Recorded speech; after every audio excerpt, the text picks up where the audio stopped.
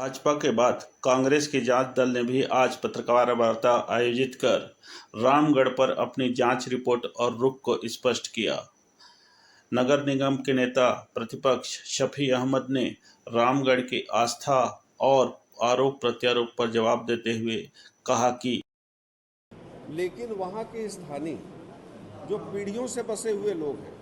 उन लोगों के द्वारा जो बताया जा रहा है वो किसी से प्रभावित होकर बात नहीं कर रहे हैं। वहाँ जो नेचुरल स्थिति है उस पर वो बात कर रहे हैं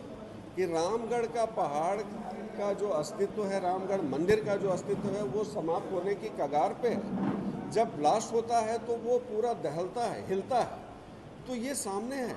और ये भी उनने ये कहा है कि 2 से 3 बजे के बीच में जब ब्लास्टिंग होती है तो उस समय आप लोग भी यहाँ रहिए और आप लोग भी देखिए कि क्या स्थिति वहाँ बनती है। तो ये तो सारी चीज़ें हैं जो वहाँ के स्थानीय लोग बता रहे हैं। पूरी तरीके से विष्णुदेव साय जी की सरकार इसके लिए जिम्मेदार होगी अगर कोई भी घटना वहाँ पे घटती है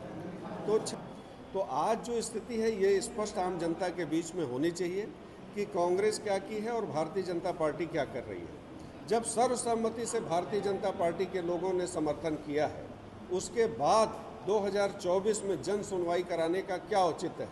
कि 12 नंबर जो खदान है उसकी स्वीकृति के लिए वहाँ पे जन सुनवाई कराई गई है और जन सुनवाई में 1500 आपत्ति दर्ज किए गए हैं। और आज हमारा ये निवेदन है, ये आग्रह है भारतीय जनता पार्टी के माननीय मुख्यमंत्री जी से और जांच दल के सभी सदस्यों से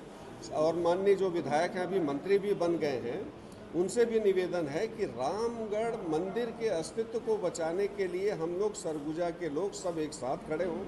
और एक साथ इस संबंध में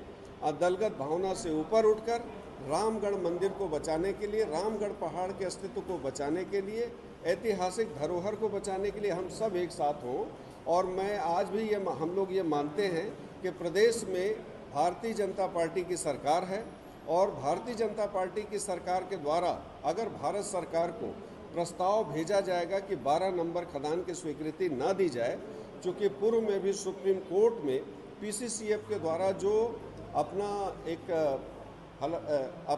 जवाब प्रस्तुत किया गया है, उसमें उनके द्वारा ये बताया गया है कि 14 नंबर खदान में इतना कोयला है कि 20 साल तक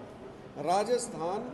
सरकार को हम उपलब्ध करा सकते हैं। जब 20 साल तक वहीं से कोयला दे सकते हैं तो 12 नंबर खदान की स्वीकृति की बात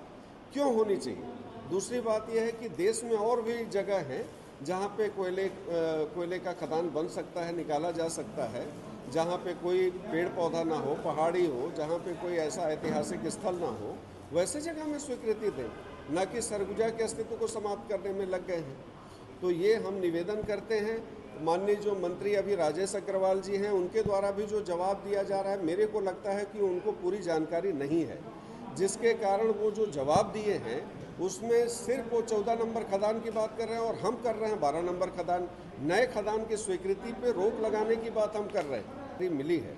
कि जब ब्लास्ट होता है तो पूरा पहाड़ हिलता है और वहाँ जो दरारें हैं वो बढ़ते जा रही हैं। तो इस पे रोक लगाने के लिए जब दरारें बढ़ते जा रही हैं, पहाड़ हिलता है, तो कैसे सुरक्षित रहेगा।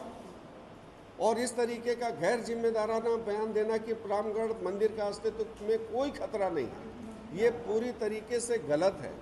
और मैं ये चाहूँगा कि भारतीय जनता पार्टी के किसी भी पद में अगर वो सदस्य हैं तो भारतीय जनता पार्टी के दबाव में ना काम करें, बल्कि रामगढ़ मंदिर के अस्तित्व को बचाने के लिए आगे आएँ और अपने जो अंदर का जो विचार है उसको बाहर लाएं, दबाव में अपनी बात को न